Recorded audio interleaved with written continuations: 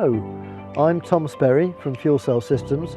I'm going to show you how we install a fuel cell on a sailing boat.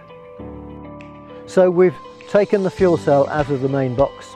Along with that, there are two cardboard boxes containing all the items you will need to install the fuel cell. Everything you need is there. To install the fuel cell, you require access to the battery, the fuel cell itself, fuel, and three other items. One is the battery connector. This time we've got the plug already installed on the end of the cables, so that's easily installed in the fuel cell. With the connector up, we simply plug it into there, like that. The second item is the fuel. The fuel is, in this case, in a 10-litre container. It's a spill-proof container, so we can take the cap off, turn it on its side, and the methanol won't leak out.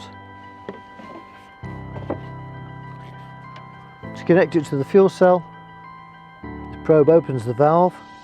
You simply screw it on, like that, and that's the job done.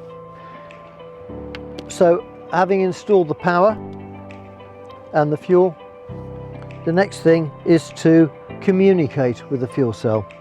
We need to know what's happening, whether it's on or off, whether it's producing power, and what the battery voltage is. As standard, we can do it with this Bluetooth adapter. This simply plugs in.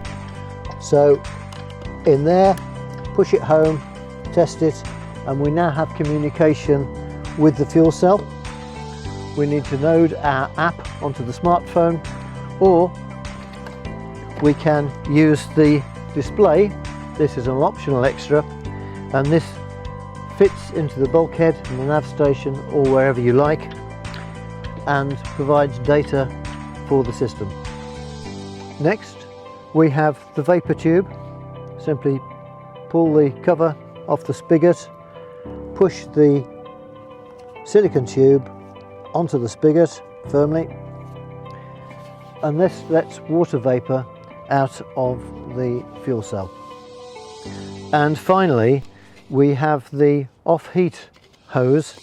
This is a metal expandable hose which can go up to 1 metre in length. In fact, in this instance, we don't need it as a metre. We're going to use a very short length, and this simply pushes onto the off-heat duct of the fuel cell. So in summary, we have fuel connected, we have the vapor output line. This is simply water vapor, which is harmless. We have the connections to the battery, we have the communications Bluetooth connector, and we have the off-heat duct, and that's it.